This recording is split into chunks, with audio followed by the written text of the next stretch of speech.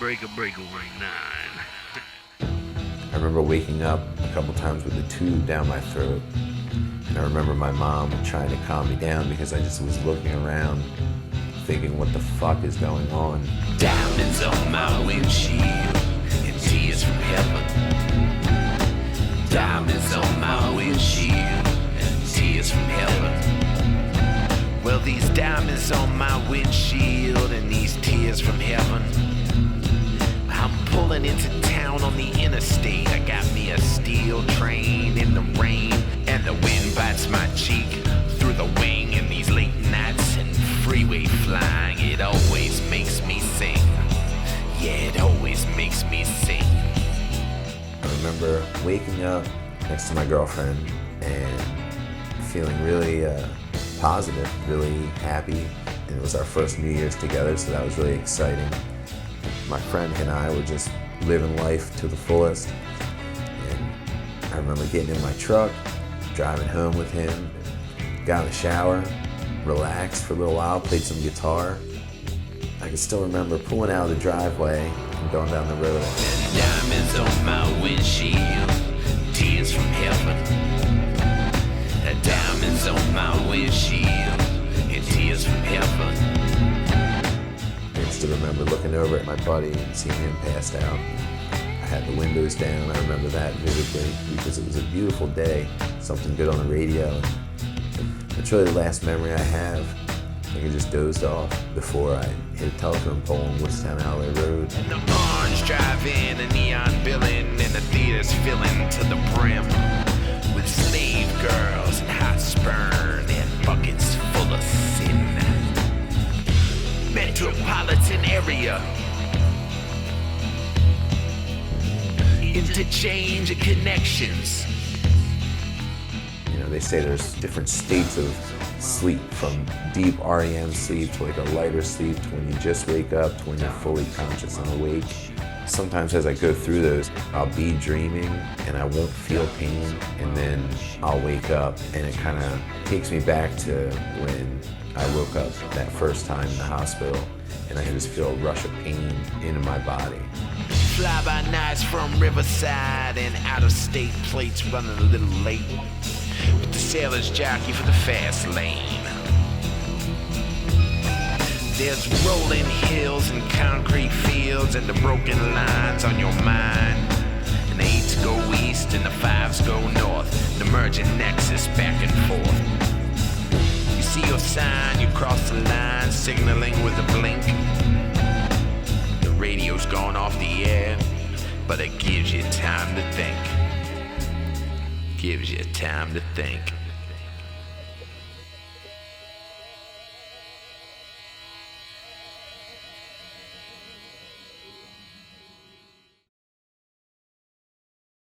When the music came about, it was just like, oh my God, he's got a purpose now. It gives him a purpose to get up every day. And through the music, he has grown so much. He's able to like express himself and not be angry about the situation. He's been able to see that his music is helping other people, so that inspires him to move on. And I can't tell you how proud I am of him. And I watch him every day and see how hard it is for him to get out of bed every morning. And we just try to focus on taking every day as it comes and making the best of it. And he's my hero. I'm not sure what the exact science behind it is, but ever since my spinal cord injury, I just have burning pain pretty much from my chest down, in my stomach, in my thighs, my calves, down to my toes. It's just like this tingly, hot feeling that almost feels like sunburn. In addition to that, I have horrible muscle spasms. When I wake up in the morning, my back, my legs, my feet, they're so tight, I can hardly move, and they shake uncontrollably. I think one of the toughest parts about living with a spinal cord injury is the medicine that I have to take. I take baclofen, Neurontin, and Xanaflex, all for my legs, just so they won't shake. Each med has its own specific side effect, most of which is being tired, lethargic. My blood pressure drops when I get out of bed every morning.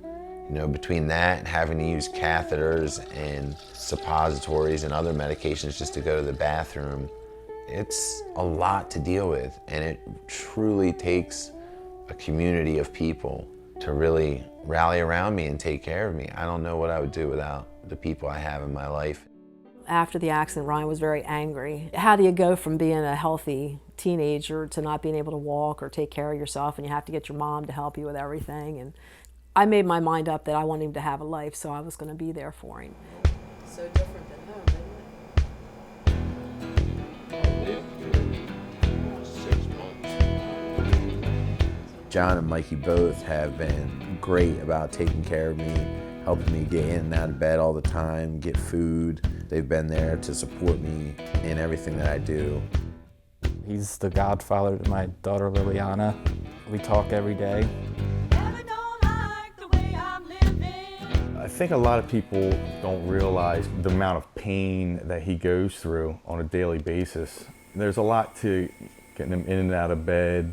So I come over and we sit here and write songs, and I stretch him out and we shoot the shit and laugh.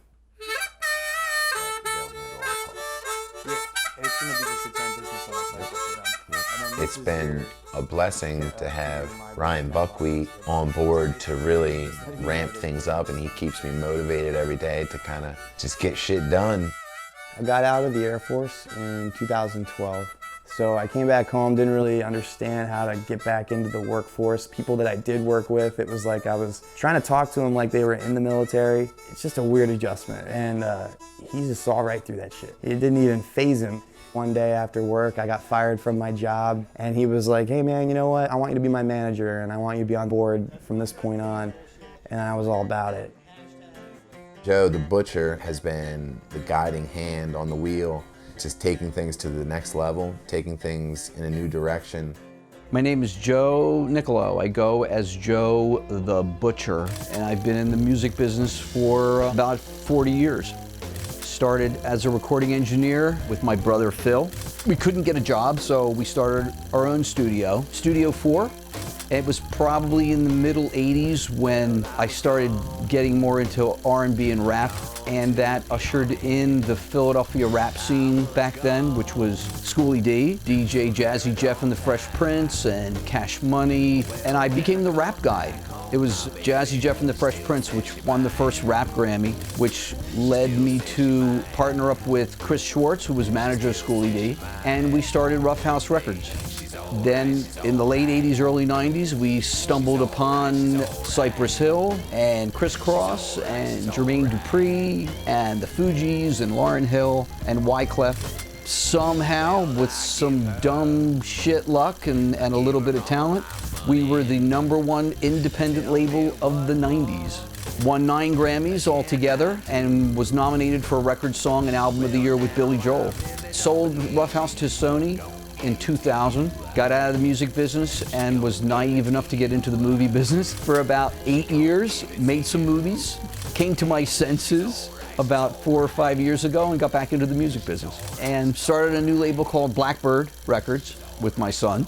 And Gooch is one of my first signings to Blackbird. It's like, you told me what you were gonna take for your service. You know what I mean? We discussed that. That would be in violation of our contract. Exactly. To do this project, you need X number of dollars, which you're allowed to take. You have to claim that. Yeah.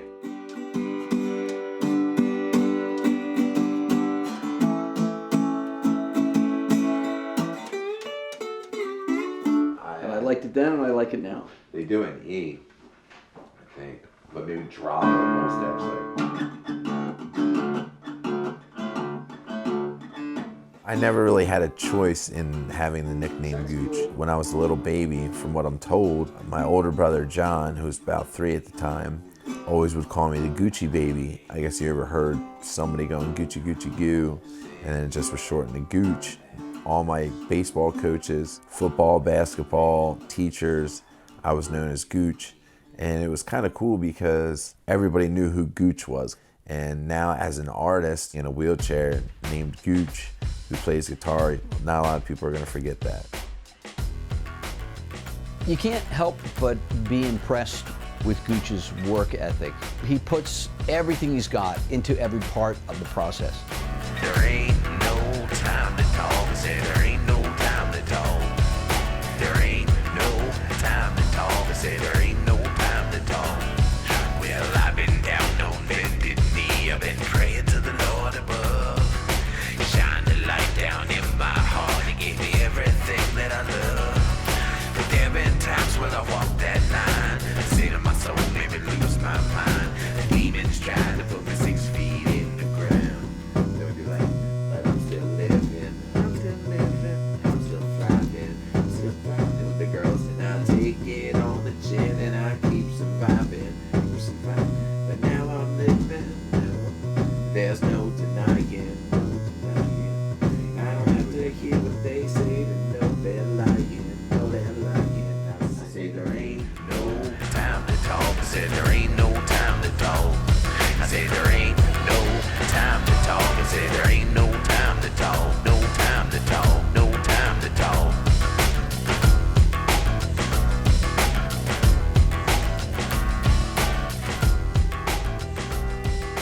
Synthesizer gets real thin with the eerie teapot, and the bass comes back. Yep. You're doing a dynamic in and out Yeah, of that. dropping the bass out like that really adds a lot of So, I mean, we can either get it as a performance. I just hear it as like sampling it once and just going click, click, click, click, click. Cool. So that it just follows that. the groove. I completely agree. We're listening out here. We hear only your playing. You'd be surprised how Yeah. perfect It sounded is. It was really, pretty good. it sounded really Dude, rhythmic and hypnotic. It's Good. way perfect enough for the girls I go out with. Oh, that's what I like to hear. Okay.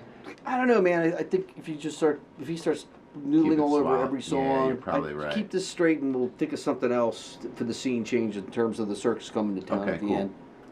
And I'll get you in while you're not playing. Yeah. And how much of that are we taking? For the first part, in the yeah. beginning, but then And the second first, part. yeah, second half of it, bass comes in. Okay, so Sorry, when the drums yeah. come in. Yeah. That has a lot of tracks on it. We really added a lot. Ryan was a very happy child. He was always jumping around and acting crazy. He was very active, was always running around, playing sports, playing baseball. I always felt like I was the big brother, even though I wasn't. I just remember us all bonding with my dad over sports. He was our Little League coach. John and him weren't very close when they were young, but they got closer as years went by.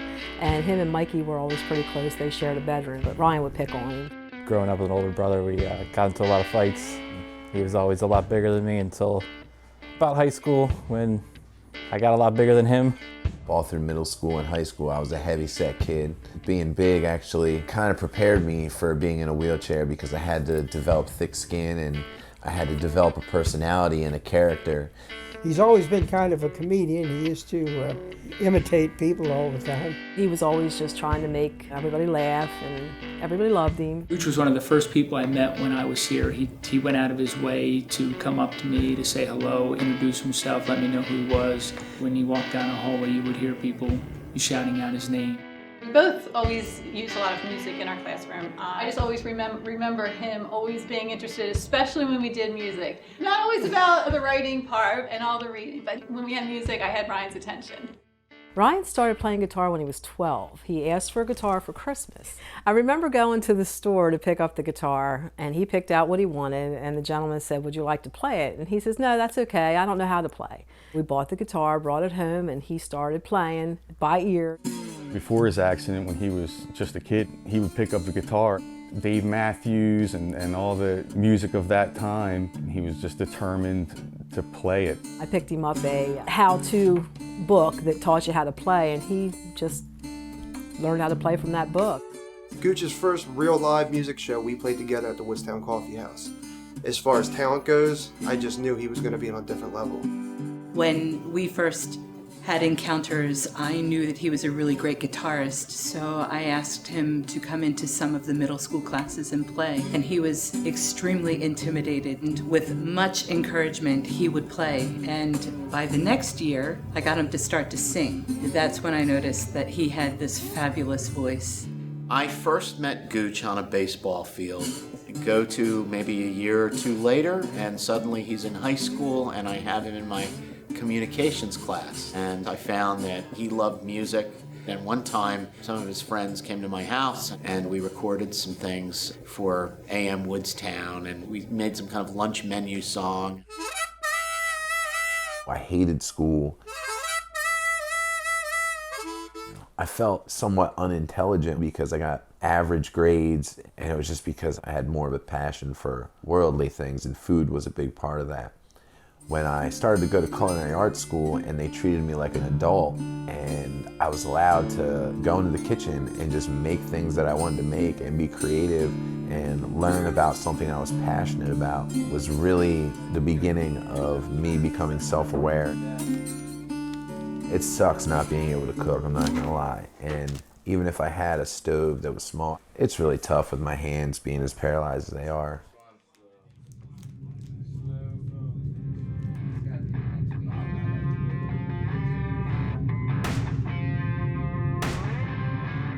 When you look to sign something today, you want to find somebody who doesn't sound like everybody else.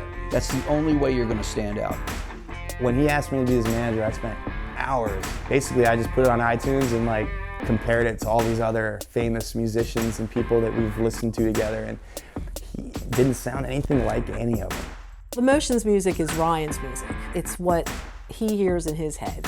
I think the music has two really distinct sides. One is very local and personal, kind of country, rootsy thing. And then there's a more experimental side. Some of the stuff like this song with Relly Catone, Coming Home, brings in the more loop and hip hop elements that he is also really influenced by. In middle school and in high school, I was obsessed with Biggie Smalls and his music and his persona.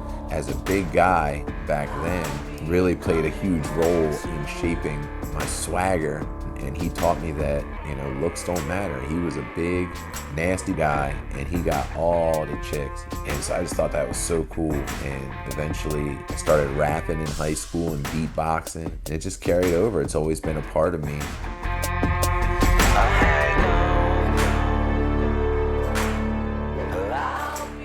I was dating a girl named Julie from a neighboring high school, and we were dating for about 3 months, and that's when I had the accident.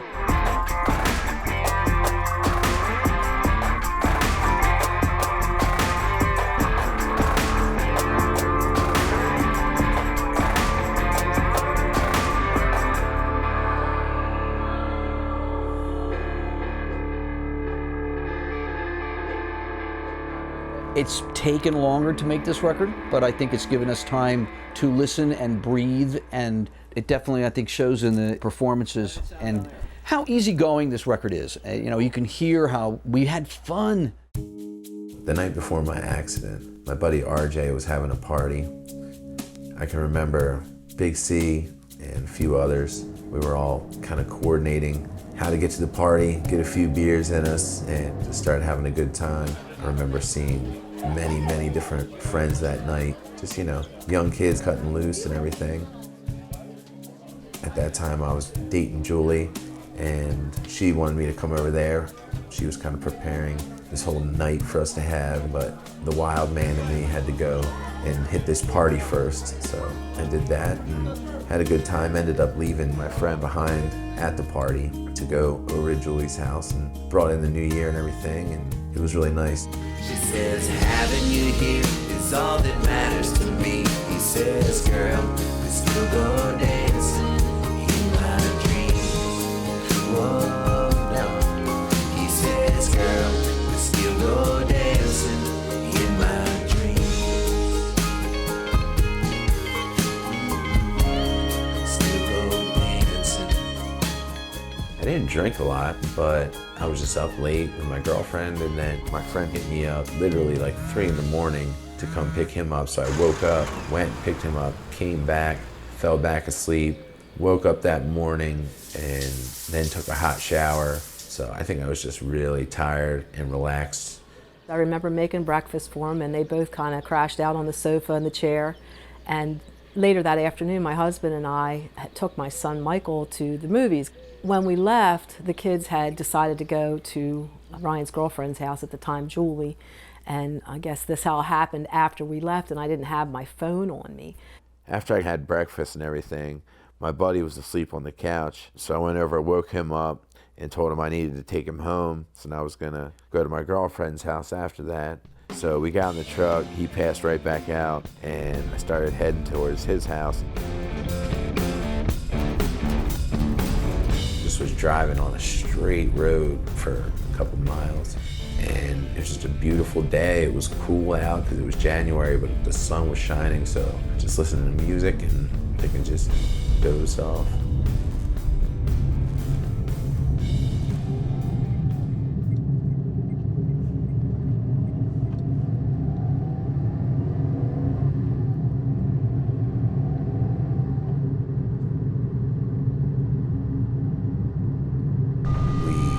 Swerved just past the first pole and it clipped my mirror on the left side of my door. I guess it didn't wake me up. I must have really been out. Then I apparently swerved back into the line of telephone poles and smashed directly head on. I hit right on the driver's side, right in front of me.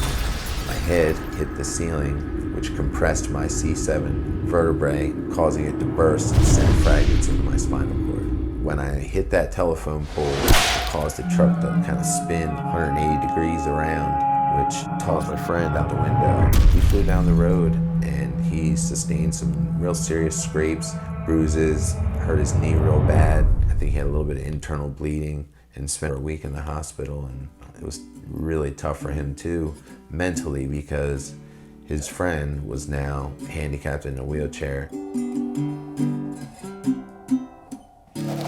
The cop that arrived, God bless him, had the wherewithal to call for a medevac, and from what I'm told, I died 3 times in the helicopter and they needed to bring me back.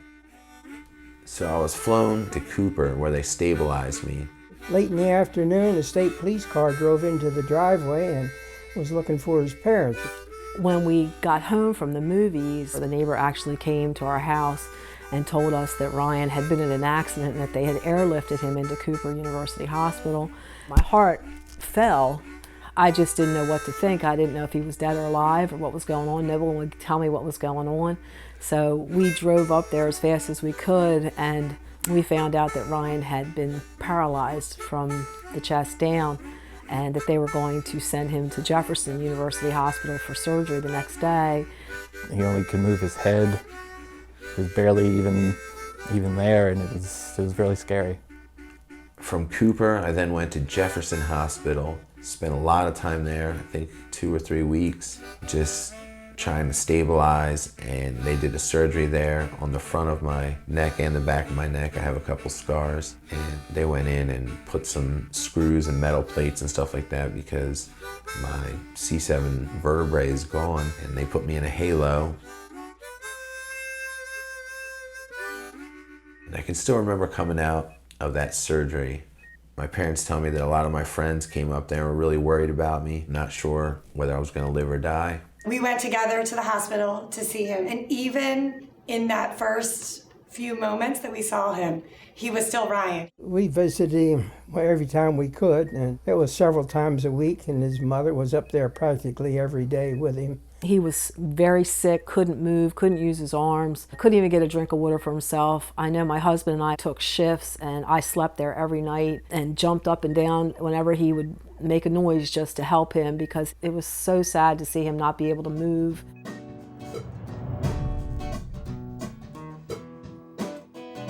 The obstacles in working with Gooch are logistic because he has an elaborate wheelchair system, and my control room is on the 2nd floor of literally a garage. So the entire project has been with Gooch downstairs and me upstairs.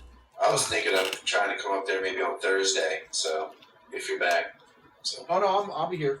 Gooch can be at his house, and I can tap in from my console directly into Skype. Gooch can come out and listen to it in his monitors in his room. And it's just like he's sitting in the control room here with me, which is something he can't do when he's physically here downstairs. Right. Like that? leave some space so you're not doing that same pattern the whole time, you know?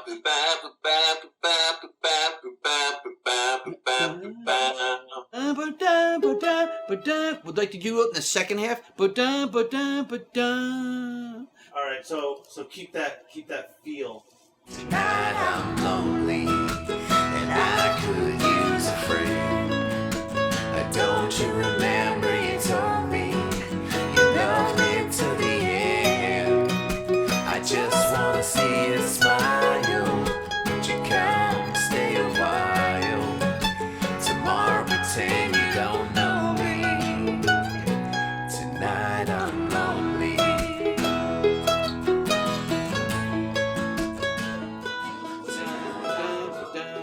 Because I want you to do it. I want it to resolve the next time, so you don't play the whole by yourself. I just want to see you smile. And then just like give it a pause.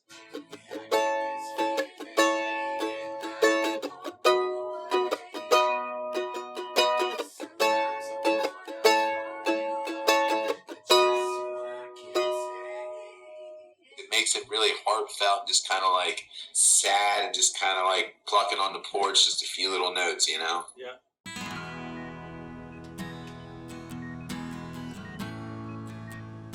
As time went on, I started to kind of come out of it, but I couldn't move my arms at all. My first therapies were just reaching up and trying to touch my therapist's hands. So I had no clue what life was going to be like for me. It was terrifying. All he did was cry that he couldn't play his guitar anymore. He wasn't worried about his legs. He was just like, Mom, I'm never going to be able to play my guitar again. And I remember telling him, God doesn't give you gifts and take them away. So after about 3 weeks at Jefferson, they transferred me to McGee, where I spent another 5 or 6 months. And that was the best place for me. And that's where I did a lot of therapy. That's where I did music therapy. When I first met Gooch, he didn't show it all the time, but he had the attitude that he needed to continue getting stronger. And all we did was just implement some things and made some fun out of it for him. He was a jokester himself. We all got together and acted like he wasn't even injured. After a few weeks, you know, he felt the system, he felt the energy that everyone around him was getting, and he just took off. The recovery piece, as far as physical, fell mostly on therapy. Mine was just coming in, getting him in a good mood in the morning before he got up and got ready for therapy. So just like busting it up in the morning. So I would come in, get him dressed, get him in his chair, get him ready for his day. When I first met Gooch, he seemed like he was a little depressed. And as we talked, when I was taking him down to the cafeteria, it seemed that he had something special. You know, he said music, his love for music. And I just thought he's one of them guys that, you know, just listen to the radio or rap songs to them. I didn't think he played any instrument. And as time went on, he played the instrument and it caught my attention, my heart, and I was like, wow, this guy is real special. He was a very composed young man, dealing with issues courageously and forward-looking, and that helped us in the days and weeks ahead, which, as he can tell you, had some challenges with it. He mentioned that he was interested in furthering his musical talent and ability. We would bring the guitar to the hospital and he just would cry about it. So we'd say, well, there's other ways. Maybe we can figure out another way for you to play. And for about 2 years, it wasn't happening. He couldn't hold the guitar. He was very into trying to figure out a way that he would still be able to play, given that he had decreased finger movement and upper extremity movement. And so we kind of tried to work with him. They would set up different bongo drums and harmonica and different things like that. And they had this lady that would come around, and the first real breakthrough with that was she set up this woodblock xylophone and told me that she was going to take away certain notes so that I would be in open tuning and I could play along with her, no problem with the chords she was playing. So she says, here, you just kind of do a solo or something like that while I play these chords. Well, she started to play, and I did a badass solo. And she said, no, you're really good at that. You should try playing harmonica, because harmonica is also in open tuning. So I moved on to harmonica. I'd spend a lot of time on the roof of McGee playing harmonica and just playing blues and things like that. As he was getting better, it definitely made you have a lot of faith and just showed that he might actually be able to do something with his life. Tortured by the demon, live inside my head. I've been bruised and battered, beat up and left for dead.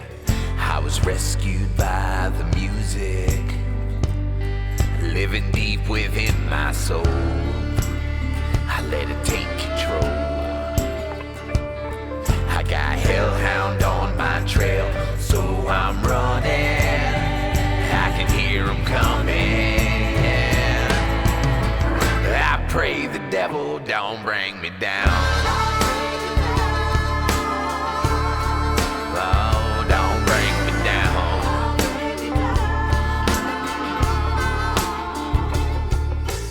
It's funny how you get so emotionally involved in a project and how close it gets to you. He was on a call the other day with me and we were discussing a song that a country singer had written about a quadriplegic, and he got choked up and started to tear up a little bit on the phone call, and it just goes to show how close we've gotten over the course of this production. I got hellhound on my trail, so I'm running. I can hear them coming. I pray the devil don't bring me down.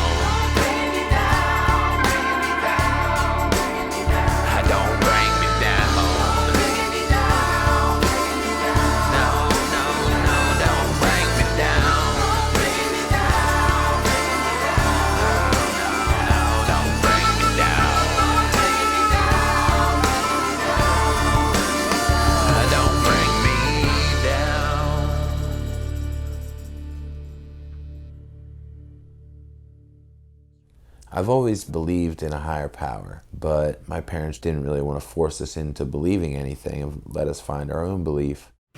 After my accident, I questioned a lot of things. I read the Bible, and that brought me a lot of comfort because there's a lot of things in the Bible, whether you believe or not, I think that are extremely valuable. I think having faith is extremely important to get you up in the morning, keep you driven, to keep you motivated. I just was looking for an answer in all of this. And to me, it's just that God is testing all of us. And we go through these trials and tribulations in order to prepare us for what's next. This life, none of it's permanent. And to me, there has to be a divine plan. And so I hang my head and I try to find a reason why. Lonesome feeling in my heart, baby, say goodbye. When you feel the Holy Spirit and you're moved by it, it's an incredible thing. And I call it the Holy Spirit, but I'm not ignorant enough to say that I know what it is that drives everything. But I know that there's something greater than all of us, and I can feel it. So I would read the Bible a lot and just kind of pray and had a personal relationship with God until I found Amazing Grace Church, and the fellowship that I feel at Amazing Grace changed my life. Peter and John, I love it. They're walking into the temple. There's a guy who's been paralyzed since who knows how long, and he's sitting there. And Peter and John are walking in, and the guy's begging. And I love Peter, man. You think I'm a bulldozer? Peter's a bulldozer, right? And he looks over and he's like, man, food and money, I don't have any of that. And what I got, get up and walk. He gets up and walks. Like, holy cow, these are the things that were happening in the church. Until we began to adapt. Until we began to cherish sin. Until our motives got all our way. Until the church stopped caring about the poor and the needy. And God stopped answering our prayers. Amazing Grace Church is non-denominational, which I love. I started going there with a friend who was suffering from addiction. We let go of everything, and that's like Amos 5. We don't love the world. We don't want the world. We're not worshiping these idols, things of the world. And I want God. There's no more room but what if? What if nothing? If God wants to heal you now, God wants to heal you tomorrow, God wants to heal. God's will be done, period. Whatever God's will may be, let it be done. After a while, I decided to get baptized, and that was an amazing experience, and everything since then has, in my heart, truly been for God. And I'm not a perfect Christian by any means, but what going to this church has taught me is that none of us are perfect, and that's kind of the point. You know, I can't learn anything from a preacher who hasn't been through things.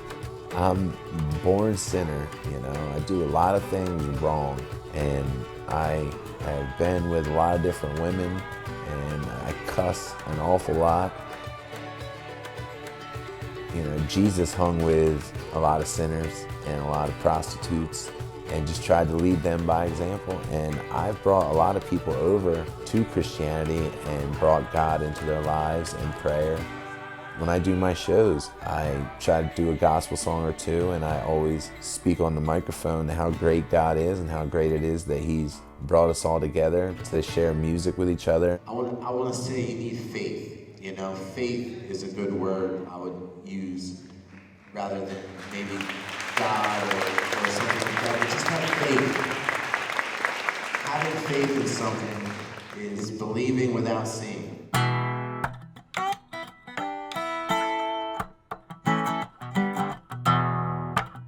That's how I get by. Trusting in God, trusting that there's a plan, trusting that He is guiding us, and that's why all this is happening. Even though I'm in a really hard and difficult situation, I wouldn't change it. I see a light up ahead, down the road, nobody there go, but I know I won't fold. And not this time, babe. I've been living here beneath the psychosphere at least a couple years, drink a couple beers till I'm stone cold, babe. But when I can't feel a thing, might be a long shot to love me, but I'ma show you how. And when you realize that you do things for God, but you don't do it in a way that is pushy on people, you don't preach it upon people, you just kind of lead by example, and you get up every day and try to be strong and fight and do some good in the world. I want to help people. I want to go out and talk to people and play music for them, inspire them, make them feel better. I want to provide scholarships and music programs for hospitals and schools and things like that. And that's why I'm starting the Music in Motion Foundation, because that's what we're meant to do. We're supposed to help each other. And once you realize that, it just changes your whole outlook on things. I see every day when we go to the hospital how devastated people are, and I know exactly how they feel because we were there. And to get injured like that is such a life-changing thing, and to be able to help somebody just not feel so much pain because they're focusing on something else and have a purpose in life, that they can have that outlet. And I am excited and just thrilled to be a part of the mission.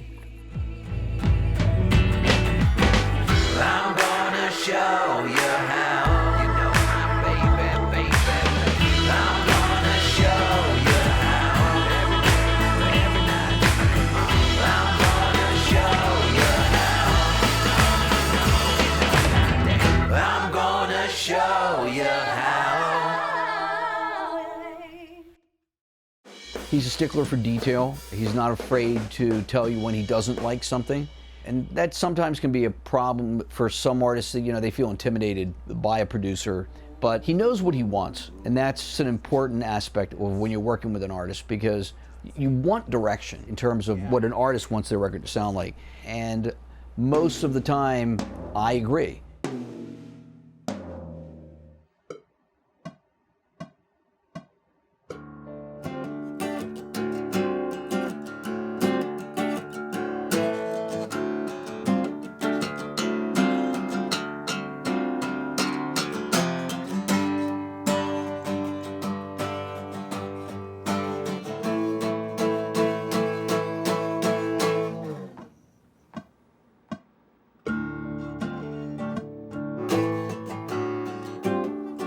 That's because the hellhound on my Fuck. trail. All right, same spot.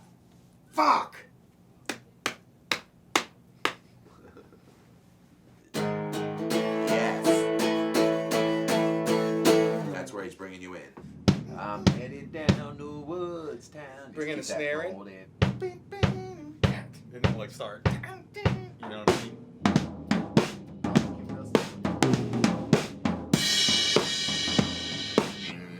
Even if you want to like throw me cues. Yeah. Yeah, like I'm just gonna kind of sing the song to you. Down. On the hi-hat? Yup. Okay.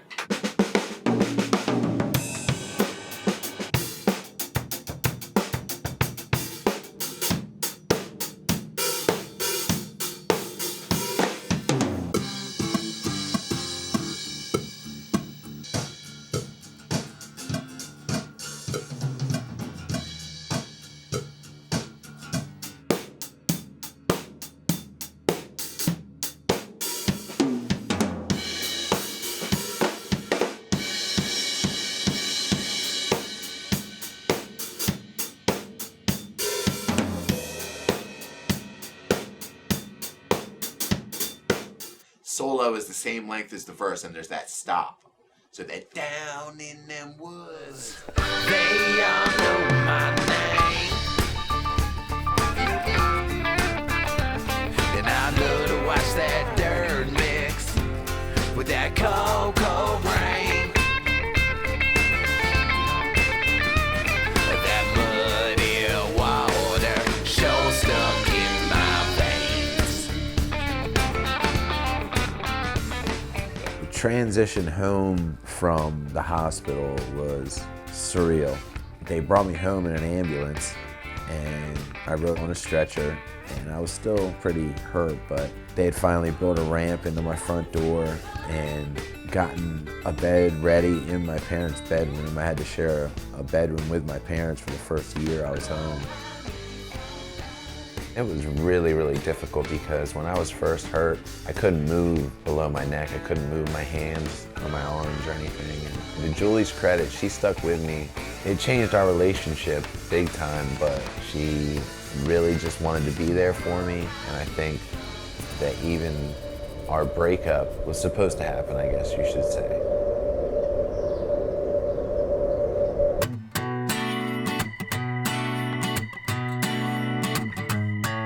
When I first got back into the dating scene, it was really difficult, but I quickly learned that my wheelchair and my presence broke down the walls to talk to women.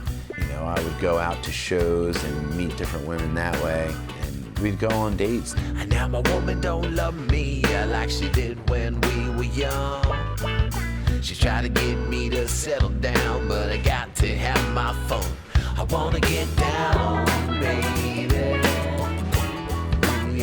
I wanna get down, baby. Yeah, I wanna get down, baby. Eventually, I met Erica, and instantly I just knew that there was something special about her. We met 2.5 years ago about. We were friends for about 1.5 years before we actually started dating. He was there for me through different things in my life. I started to realize that all major events he was a part of somehow. And from there, I kind of fell first, I think. Once Erica and I started dating, we quickly began to grow together. He's very easygoing. I love that about him because I can be a little uptight. And he kind of balances me out. When I'm all over the place, he's just very steady and consistent and calm and understanding. He's been more supportive to me than anyone that I really have ever had in my life. I think it's easy to see in both of our lives that we've been good for each other. In terms of his disability, it presents challenges that I wouldn't have in other relationships. But the way that I look at it is that no matter what relationship you're in or choose to be in, you're always going to have those battles that you have to fight, and we just meet them head on. Gooch doesn't drive, so I drive everywhere, which actually isn't a bad thing because I am a little bit of a control freak in the car and I like to drive. She helps stretch my legs at night. She helps get me up and put me in bed. She's not afraid to dump my pee jug when I have to cath in the middle of the night. I mean, she goes above and beyond.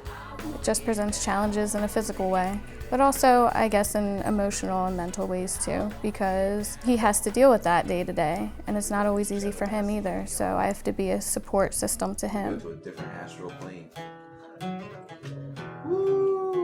I never heard his music before we actually started dating, but since we've been dating, I've gone to pretty much every show that he's had, and it just gets better and better. He just keeps improving upon what he's done.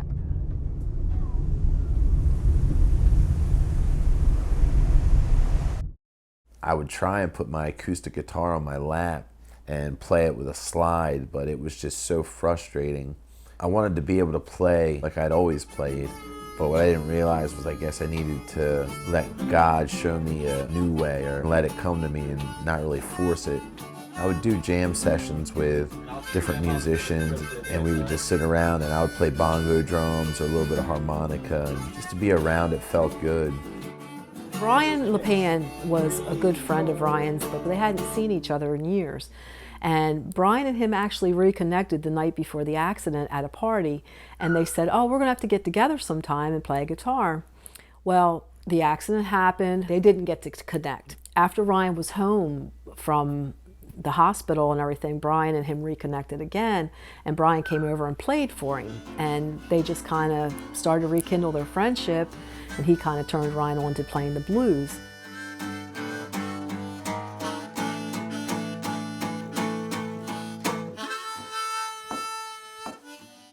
About 2 years after my injury, I saw Joe Walsh playing Rocky Mountain Way, and he was just hitting these simple chord progressions.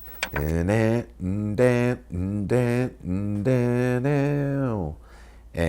was just like, wow, like I could probably do that. And my grandfather bought me a Telecaster, and I laid it on my lap, and before I knew it, had the action up high and was developing my style of guitar and learning little tricks here and there. Tom Gillum was a great teacher, Craig Simon, obviously Luther Dickinson, Warren Haynes, Derek Trucks. There's a lot of different people I learned from, watching their DVDs, listening to their albums, and spending a lot of time in my bedroom just playing guitar over and over. My friend Mike is a really good glass blower, and we experimented with a lot of different things until we came up with the amber glass slide, which was really light and just had a really cool sound, and it fit on my thumb, and it wasn't something that just clicked overnight. So I would just lay it on my lap and never dreamed of things happening like this. It was just I wanted to play music. And then eventually it grew into songwriting.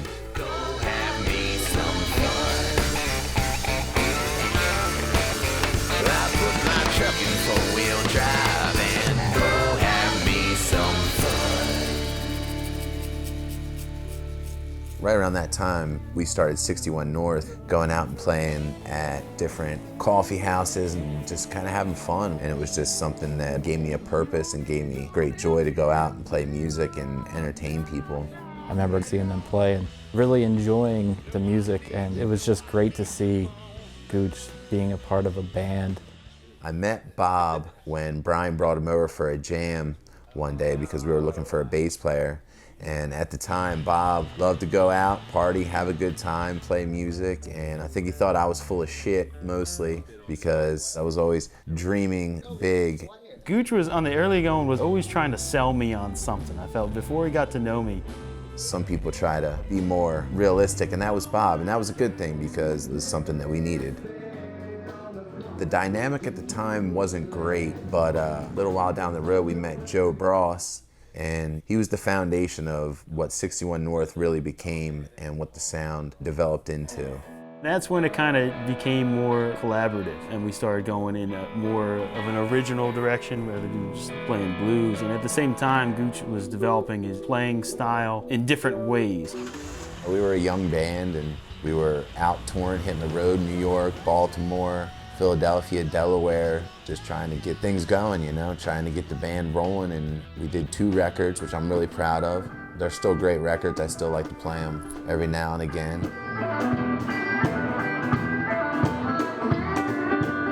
We had to have some breaks in the making of this record because of Gooch's physical affliction. I was really fearing like, man, I hope we're able to finish this project. It's not something you normally have to deal with when you're making a record. It's part of what's made this project so challenging, but it's also the other part of what's made this project so rewarding. Back in 2009, when I was playing a lot of shows with 61 North, I started to get really sick. I lost a lot of weight, didn't want to eat, and I didn't really know what was wrong. Eventually, I started to notice bruises on my body, and I went to the doctor and they tested my blood, and it came back that I had some form of leukemia. I'll never forget, they called me on like a Friday, late afternoon, early evening, and then I had to make an appointment on Monday to figure out what kind and do a bone marrow biopsy. And so I just spent that weekend pretty much thinking I had a death sentence. Ever since then, my health has just been an issue. I get more bladder infections because I'm on chemotherapy drugs and they kill my immune system. Sometimes I feel like I'm in a perpetual state of prayer. Like my mind is just constantly thinking, God, just help me get through this. Help me find my path.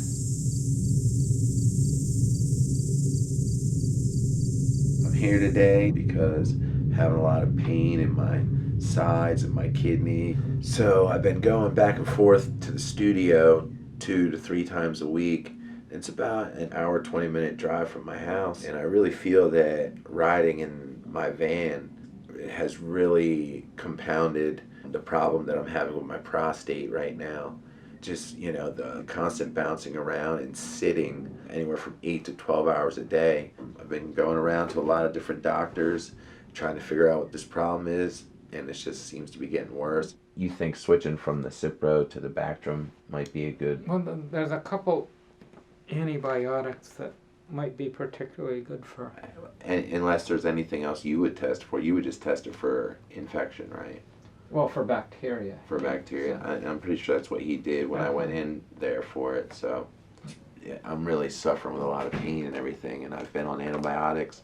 I've been trying different things. I've been reading a lot of stuff online, and you know, whether like I'm in the studio, I'm there for hours and hours, or if I have a show, I don't get done until 12, and I don't get home until 1 or 2. So I'm in the chair all day, and then when I go and I lay down, it's like everything kind of starts you know, moving within my body. Exactly, and that can dehydrate you, having all that sugar, and actually make it probably worse. They said this, like psyllium, which is a fiber, will help, you know, just with constipation and things like that. But, you know, you say you mentioned you try to get fruits and vegetables in your diet. So this doesn't really have like a medicinal effect as something like what your doctor gave you. Yeah, I'm usually back here with every couple of months. Okay. Because I can give you like a month, see if you like it. I would do just a dose of 30 mLs a day, which is like this cap. And I'm getting really busy. I'm recording an album. I've got a lot of shows coming up. Okay. And I really need to get this under control. Yeah, we gotta get you better, for sure.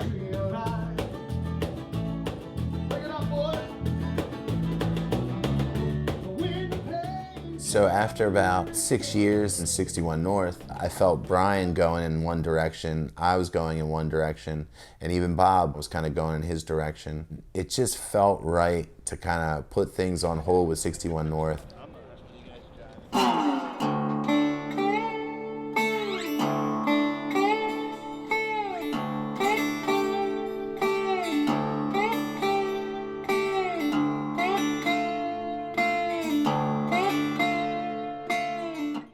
I've been very blessed and fortunate to meet these amazing Philly, Delaware, and Jersey musicians who just travel around and play with a lot of different bands and do a lot of session work. When I give them the music and we do a couple rehearsals, something just clicked. Scotty Bones, Mitch, Andy, Butch, all these different guys fill in playing drums. I had Bob Comfort play guitar sometimes, sing.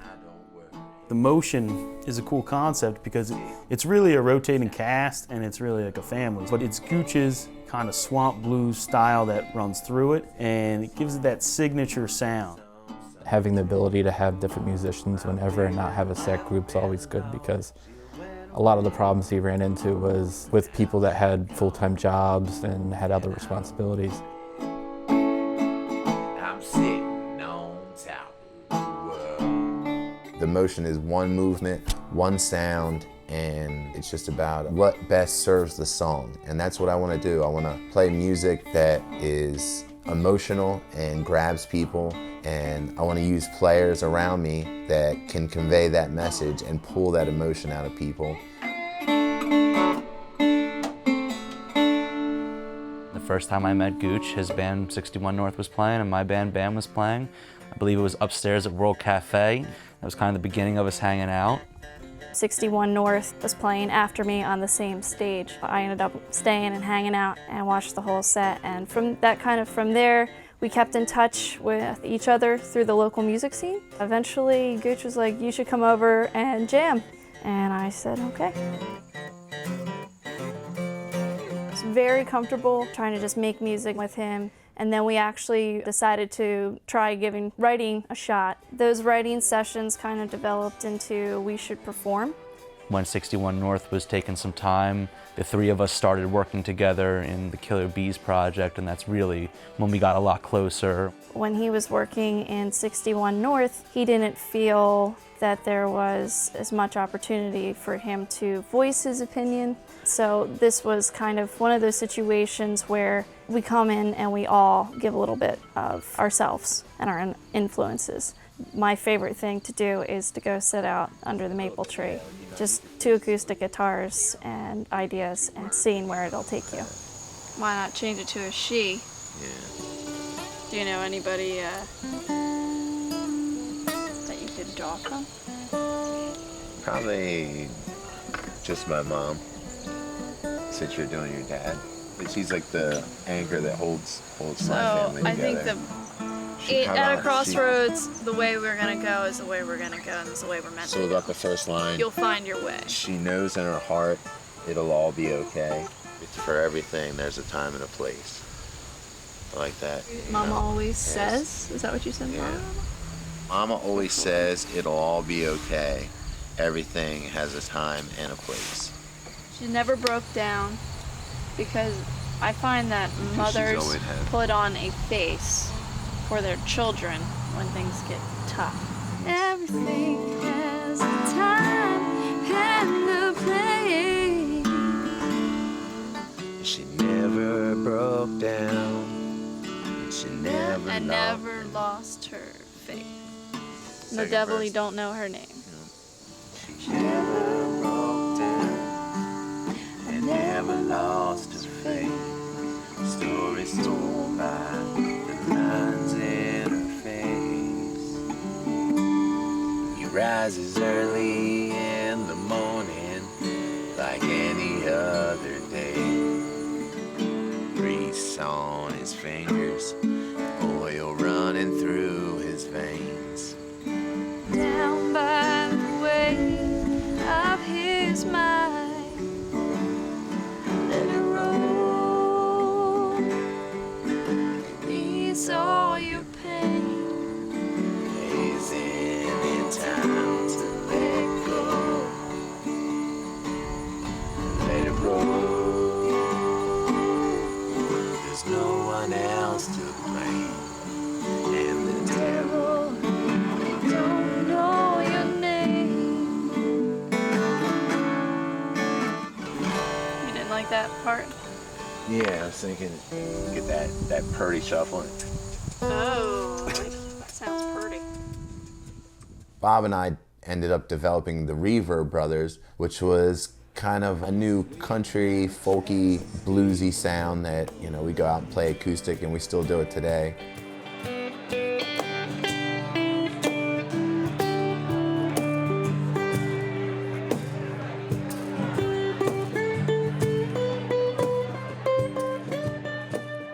We were doing the Reverb Brothers, and we were talking about maybe doing a Reverb album, and Gooch had all these ideas, and you know, I said I'd really like to hear what a Gooch album would sound like. If it was the two of us working together, I'd be pulling one direction, he'd pull the other. I said, you know what, man, just go ahead and really go for it. I started working with Omar Hall and Ron Braxton, aka O Mizzy and Relly Catone. We just started making songs, and before we knew it, we just had a whole album and we were on fire making this hip hop record, and we've done several shows and people love it. Niggas figure they can measure up. Let's do the addition. You say you got a million chicks, more like ducks and pigeons. You say you got the hardest tracks, couldn't get signed on a fucking petition. What all that add up to? 0 fucks given. Doing the Grady Lakeshore album really expanded my mind. When I first started recording, I thought that was like a no-no to record the same vocal over and over again. But once I started doing the hip hop, I realized that's how they got the choruses so punchy, and that's how modern music really is recorded these days. So I'm running. Each one is a little unique, and it brings out this character and this sound that's amazing. And Joe is a famous hip hop producer. He made some of the greatest songs and some of the greatest albums in hip hop. And so I think he really respected that I could do the blues stuff and the rock and then also do the hip hop. You talking all this shit like I give a fuck. It's time to get paid, make a quick buck. I'm all about expression. I love fashion. I love style. So I collect a lot of shoes, and I love shoes because they're works of art. There's so many different types of sneakers that I collect, whether it be Jordans that have some kind of sentimental value or something, you know, but I also love collaborations. So New Balance and Asics, a lot of the running sneakers I have are cool collaborations with other small companies, whether it be Bait or Ubik. In the future, I hope to have a Gooch brand sneaker and clothes and my whole entire merch line be a little bit more creative than most bands just have like a band t-shirt. Being an artist, I try to be an artist in the way I dress and the way I present myself, and sneakers is a big part of that.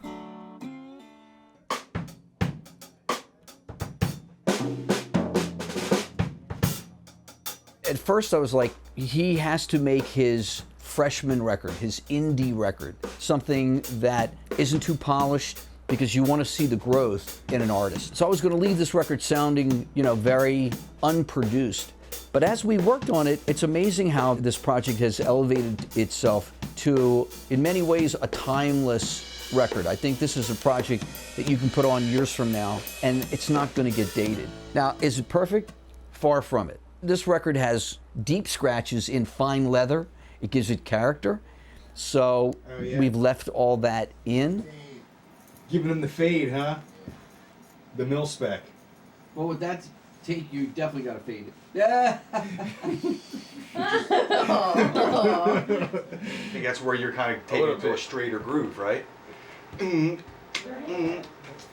it's not that drastic of a change though. And it might be that when we come back into it, there might be an inclination to rush at the beginning, so that might make it sound drastically different. Whereas just me and you were doing it here, it's easier to not rush, whereas we could be rushing it all together. Might be in one of those click tabs there. A couple of those Grammys were phone-ins. But I mean, like, throw a little bit of that I'm gonna in there, but like choose your spots. You get what I'm saying? Yeah, like start taking it for a ride. Please stay in your seat. The tram car will move momentarily.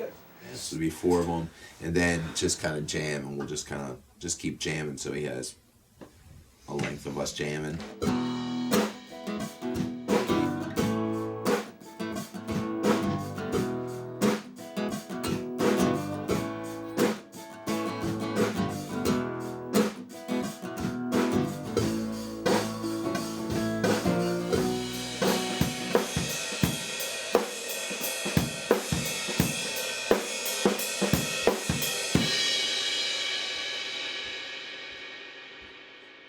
After 61 North officially ended, you know, I did a lot of soul searching, and I knew that I wanted to build a big band behind me with soul singers, with acoustic guitar and very distinct rhythms. The singing was a whole new thing for him. He never had sang before. It always seemed like we got a really good reaction when Ryan sang. And so he wanted to pursue that and see how that went. So he took some vocal lessons, and he wasn't sure if anybody wanted to hear his voice. Take me back to the watering hole.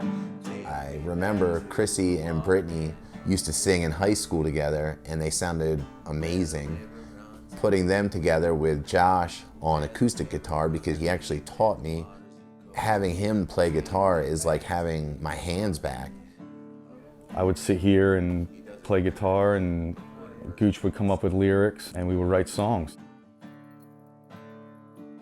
I was looking for a producer to maybe do a Gooch EP, just my sound, and Mitch introduced me to Joe the Butcher, who he was cutting bass tracks for. I started working with Joe about a year and a half ago, and very thankfully the first thing I ever did was have him mix a hip-hop song that I'd worked on, and I knew there could be a real synergy with Joe and Gooch because of how eclectic Gooch's tastes are, and I also think Gooch has a remarkable story, and Joe the Butcher is about stories. One day I'm sitting with Joe and Dave Sikkinen from the Hooters, and Joe starts talking to us about, do we know artists that might fit the new Blackbird ideal? And I knew Gooch wanted to do a solo thing. He had some songs he wanted to work on. And I went to Gooch's website and I saw that he was quadriplegic, which was really intriguing. I didn't fall in love with the music on the site right away, but I thought his voice is unmistakable. So I thought, okay, well, why don't you bring him down here to the garage and meet him? I walked in, put my dobro on my lap, and I played Devil Don't Bring Me Down, and they just looked at me and had smiles on their faces, and I felt like they could see and they could hear and they could envision what I heard around me just from me playing that song. They felt the rhythm, they felt the soul, they felt the emotion of the music I was putting out and the work that I had put into it. Basically what I did was, if I can close my eyes and listen to him perform without knowing his affliction, and I'm still sold, it's somebody I want to work with. That was the deciding factor that I wanted to make a record. And it was maybe 2 weeks later, Joe called me up and said, hey, I want to sign you to Blackbird. So you're feeling good, optimistic? Yeah, man. We gotta be excited, right? We should talk about the ideas on how we want to design a t-shirt. Yeah. When you think about hard disc and or vinyl copies, that's merch. Yeah. At this point, it's the same thing. Right? My partner Dallin and I, we do that. Basically, Dallin takes the order and then I go to the mailbox. A pretty comprehensive business wire press release could cost between $300 and $400 for them to do it. But when the press release comes out through Business Wire, all the wires pick it up. We want to throw a PayPal button up on my Gooch Nelson page, because I have a ton of people that don't need to hear the Indiegogo story. They don't need anything back in return. They'll just donate. They see the blip, they're like, ooh, Gooch, and then they go to the Indiegogo and you're not there, and they never go back. Yeah, exactly. I've got the power now and the right people in the right places. I just need to fund this project, and it'll go really far, and we can all go together. We've probably been in the studio together 4 or 5 times over the years, and going into this, it felt different. You could tell right away, just from, we spent a day at the studio and Joe just tossed us a CD on the way out. His studio mix would sound close to radio quality. I'll usually start with the drums and make sure I have a blend of all like kick, snare, toms, overheads. So basically what you have here, 1, 2, 3, 4. This is Shake 'Em On Down. Pretty simple. Come to the house, you don't see You got his vocal. Where around, you know I'm somewhere. Acoustic guitar. Tambourine. Kick drum. And basically what I just do, I blend all those different instruments to sound like a record.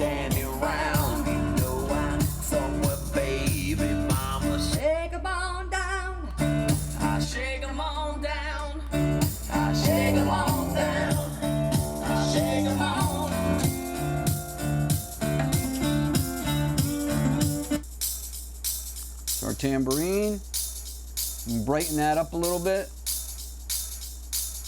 so it cuts through a little bit.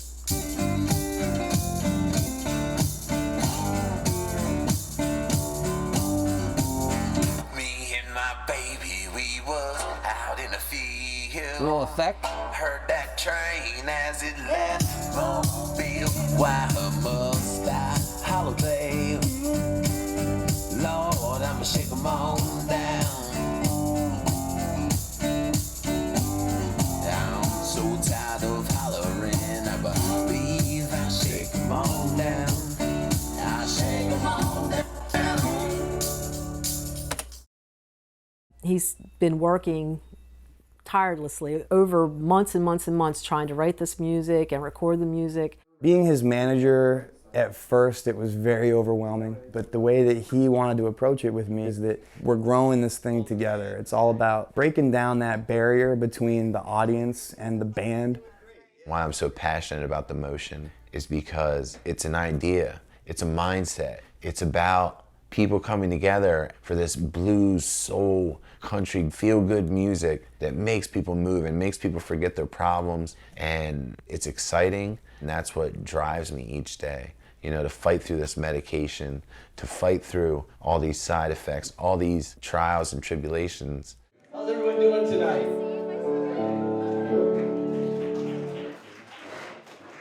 My name's Joe Nicolo, and about a year ago, someone mentioned to me about Ryan Gooch Nelson, Gooch of the Motion, and he was this amazing slide guitar player, writer, and was kind of a special kind of guy. So I thought, well, why invite Ryan over to the garage, and we'll get together and see if anything clicks. Well, something clicked, and it's called Coming Home by Gooch of the Motion. And I'm very proud of this record, and I'm very proud of Gooch and this band.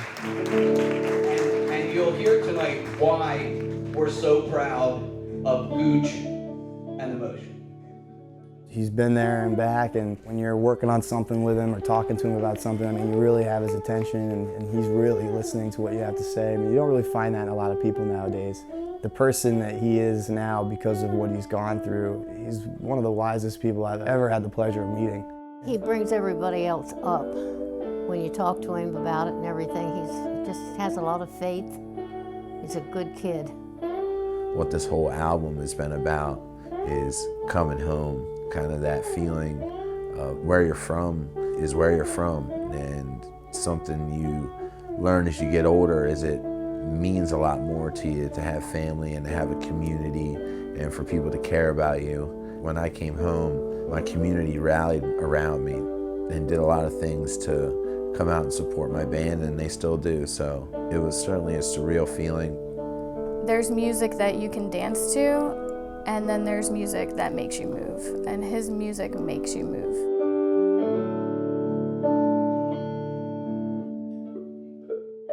I was sitting in the studio with Joe the other day, and he says, I have that rocket ship feeling as we're listening to the music. You know, I never could have predicted I'd be here a year ago, and now I can't wait to see what happens in the next 3 to 5 years. I'm just excited about the future, and that's what keeps me getting up every day and fighting through these hurdles.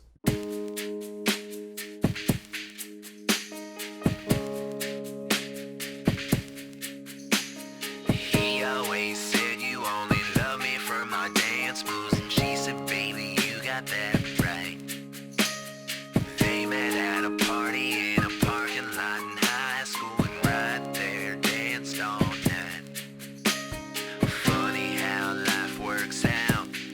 That was then, this is now. They don't see a lot of high school football games. Don't cruise down Main Street much these days. Don't go skinny dip swinging on a rope from a sycamore tree. She says, having you here is all that matters to me. He says, girl, we still go dancing in my dreams.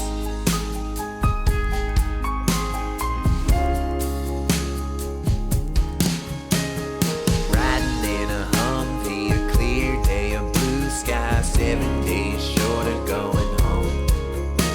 In a blinding flash, the world cracked a purple heart. Goodbye, he could have been a name on a stone. Funny how life works out. That was then, and this is